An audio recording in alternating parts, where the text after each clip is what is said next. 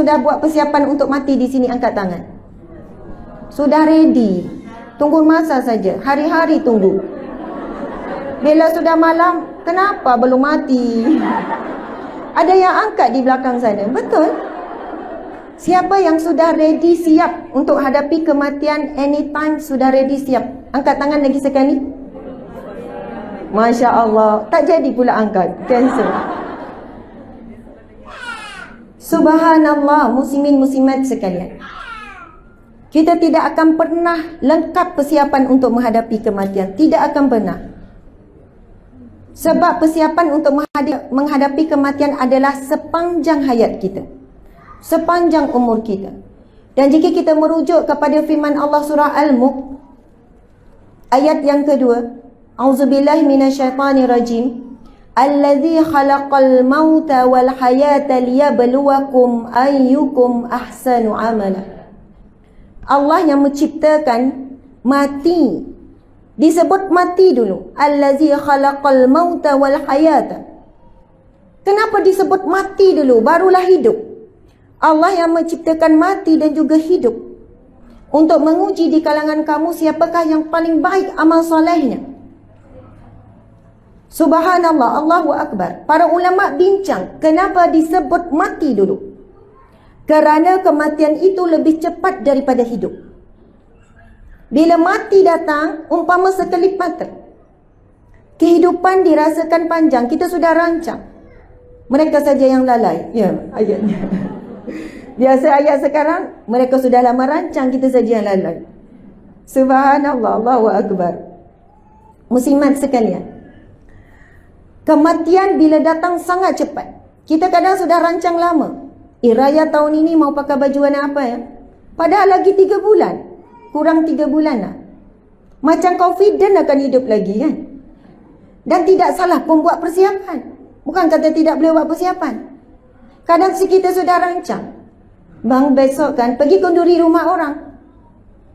Bang, besok kan kita jangan buat lauk macam ini ya untuk kenduri anak kita. Bang, besok kan kalau kenduri anaknya baru umur 2 tahun. Perancangan kita kalau hal dunia sangat jauh. Tetapi Nabi sebut orang yang paling bijak di kalangan kamu, orang yang buat persiapan untuk kematiannya. Ini orang yang paling bijak. Saya tidak tahu siapakah orang yang paling bijak di kalangan kita. Saya pernah tanya dalam majlis ilmu seperti ini, siapa yang sudah buat persiapan untuk mati? Kemudian ada seorang makcik yang datang kuliah itu pun berkursi roda, orang kena angkat dia. Kursi roda susah payah, dia duduk depan sekali tepi tiang. Macam ni lah ibarat, sebab dia tak nak ganggu kan, sebab dia naik kursi roda. Dia pun angkat tangan. Makcik ustazah, orang Nagori. Dia cakap Nagori lah, saya cakap Nagori. Saya rasa sudah jadi macam Sababa. Jadi kan? Jadilah, boleh lah ya.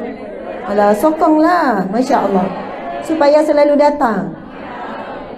Masya Allah, sampai suami saya cakap kena tinggal ni di Sabah ni. Macam suka sangat ni. Masya Allah. Kan? Makcik ustazah, lama dah nunggu. Dah lama ready dah. Makcik salah dengar kau makcik. Saya tanya mati. Yolah, matilah. Makcik dah ready lama dah. Saya kata makcik ready macam mana? Makcik buat persiapan macam mana? Dah ada dah semua ustazah. Ni faham tak saya cakap ni? Semua dah ada dah ustazah. Kain kapan, ya, kayu barus, apa lagi? Semua lengkap. Sudah ada dah satu beg ustazah. Semua lengkap. Siap ada duit dalam itu, dalam 1,000 ke 2,000. Tak nak nyusahkan siapa-siapa. Cukup duit tu untuk semua orang. Untuk semua orang, untuk kematian dia. Dan makcik bawa mana-mana beg tu. Kalau pergi jalan ke, pergi rumah anak ke, mesti bawa. Lepas tu saya kata, betul makcik? Ya betul, tapi dah 2 orang yang guna dulu sebelum makcik. Makcik buat persiapan untuk makcik, tapi dah 2 orang yang guna dulu. Siapa makcik? Suami makcik, kemudian anak makcik. Tak apalah, mereka pakai dulu. Makcik buat persiapan yang baru pula. Lepas tu kan saya rasa macam, ada tak di sini yang sudah siapkan kapannya di rumah? Dilipat cantik-cantik, diletak di ruang tamu? Subhanallah. Agak-agaklah muslimat sekalian, kelengkapan set jenazah, terus tulis nama kita Asma binti Harun. letak dalam bilik. Mungkin ya baru nak merajuk dengan suami, tengok kain kapan, Allah, tak jadilah merajuk, kot mati, tak sempat minta maaf. Dan kita sedang merajuk tu bukan sebab yang betul sangat pun, sebab hawa nafsu kita, ikut-ikut sangat, nampak sangat kekurangan kelemahan suami, besarkan sangat pengorbanan diri sendiri, selalu sikit-sikit mau merajuk. Sebab itu Nabi kata orang yang paling bijak dia kamu, orang yang banyak mengingati mati. Sebab dia akan memutuskan kelazatan terhadap dunia. Dan dia akan memotong angan-angan yang terlalu panjang. Allahu Akbar. Dan dalam satu hadis yang sahih, Nabi pernah berada di kalangan para sahabat. Kemudian ada sahabat yang ketawa agak kuat. Lalu Nabi pun berkata, sekiranya kamu mengingati akan satu perkara yang memutuskan semua kelazatan, kamu pasti tidak akan ketawa begini. Ayat kita kan selalu kadang tu gelap macam tak ingat nak mati. Tetapi Nabi sebut dengan ayat yang lebih baik.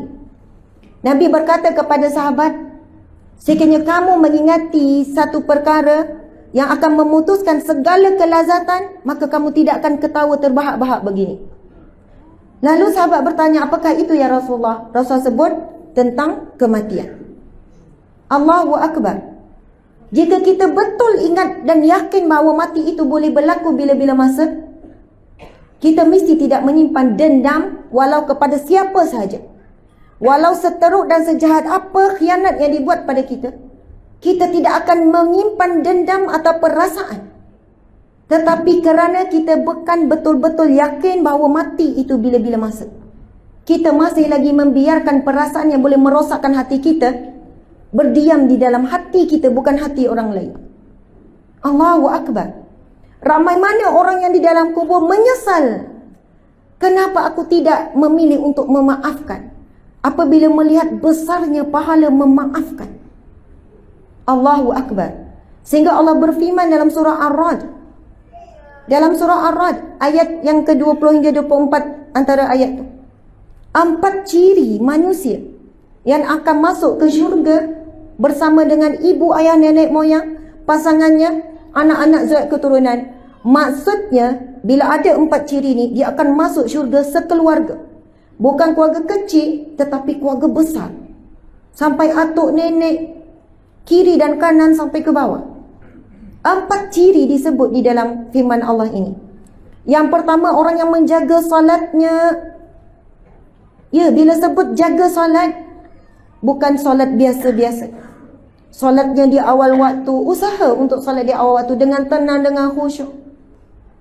Kemudian mereka yang memberikan dia 4 tu, saya tak ingat turutan, dek boleh carikan ya. Melakukan sedekah yang sembunyi apun terangan. Tetapi salah satu sifat yang disebut 4 ciri manusia akan masuk syurga sekeluarga adalah yang menolak perbuatan jahat dengan kebaikan. Walaupun yang melakukan perbuatan jahat itu tidak pernah minta maaf dengan kita. Bahkan ustazah, ya Allah geram betul lah, pergi jalan sana, pergi jalan sini, hutang saya tidak bayar ustazah. Ui geramnya. Saya pun tanya, orang itu nampak bahagia atau tidak? Bahagia. Manakala kamu derita. Habis tu ustazah macam mana? Hutangnya bukan sikit, banyak. Macam mana cadangan kita? Orang tu tak bayar. Saya kata beginilah, boleh minta, dah minta kena marah. Nak minta tak reti, habis itu takkan nak menderita macam ini. Saya kata kalau halalkan boleh tak? Ya Allah ustazah, subhanallah. Saya cuma pujuk begini, harta semua milik Allah. Allah ya Malik, Allah ya Razak. Allah akan ambil hartanya yang diberikan sementara kepada kita dengan pelbagai cara. Kadang-kadang dengan cara orang berhutang tak bayar. Salah satu caranya, perompak masuk dah rumah, ambil. Rumah terbakar, sekelip mata. Datang banjir besar, sekelip mata. Macam-macam cara. Kalau kamu mampu redha dengan ujian, Allah datangkan orang yang tidak ada hati perut begitu. Sebab berdosa besar. Mereka yang mampu bayar hutang tidak bayar, berdosa besar. Nabi sebut, dia umpama mencuri harta saudaranya. Kalau dia tidak mampu bayar, tidak berdosa. Bahkan besar pahala bila kita menangguhkan, lagi besar kita menghalalkan. Bagi orang yang tidak mampu. Ini mampu bayar. Pergi jalan sana, pergi jalan sini, beli itu, beli ini. Jika dia tidak membayar hutang, umpama dia mencuri harta saudaranya. Itu adalah satu perbuatan yang tercela. Tetapi wujud manusia yang begini, saya kata, jika kamu benar-benar redha dengan ujian Allah datangkan manusia yang begini, kamu halalkan bukan kerana dia, tapi kerana kamu perlu memiliki hati yang tenang. Kerana dengan jiwa yang tenanglah kita akan dapat kembali kepada Allah dengan selamat. Firman Allah jelas sekali. Allah berfirman, A'udzubillahi minasyaitanirrajim. Ya ayyatuhan nafsul mutmainnah, wahai jiwa-jiwa yang tenang, irji'i ila rabbiki radiyatan mardiyah. Dikatakan panggilan ini kepada mereka yang mati husnul khatimah. Akan dipanggil dengan wahai jiwa yang tenang, irji'i, kembalilah kepadaku. Radiyatan mardiyah, dalam keadaan kamu redha di atas segala ketetapan Allah, redha di atas segala ujian Allah, mardiyah, lalu kamu dapat redha Allah. Fadkhuli fi ibadi wadkhuli jannati. Maka masuklah di kalangan hamba-hambaku yang saleh dan masuklah ke dalam syurgaku.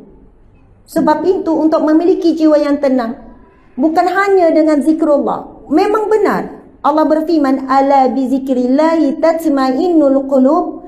Hanya saja dengan kamu mengingati Allah, kamu menyebut Allah, jiwa kamu akan tenang.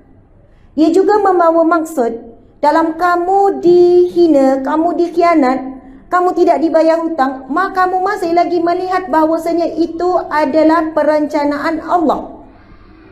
Adakah kita boleh melepaskannya dengan baik, dengan redha? Allahu Akbar, subhanallah. Dan sudah tentu orang yang banyak zikrullah, di dalam hatinya ada Allah, sangat mudah untuk melepaskan bahagian dunia. Dan saya jumpa ramai orang yang dia boleh halalkan sebab dia nak tenang, dia nak kuat. Allah gandakan rezeki berganda-ganda. Allah test kita. Mau tak lepaskan dunia? Mau tak maafkan? Mau tak sekian-sekian? Allah tunggu saja. Jika kita buat saja perkara yang susah itu, maka dibukakan pintu-pintu rahmatnya. Tetapi sebab kita menangguh dari tahun ke tahun, dari bulan ke bulan, walaupun dah 3 tahun peristiwa itu, saya masih belum kuat untuk memaafkan. Adakah saat mati baru kita kuat untuk memaafkan? Adakah kita masih lagi mahu menangguh untuk memberi maaf kepada manusia dengan syarat dia minta maaf, saya akan maafkan? Allahu Akbar, subhanallah.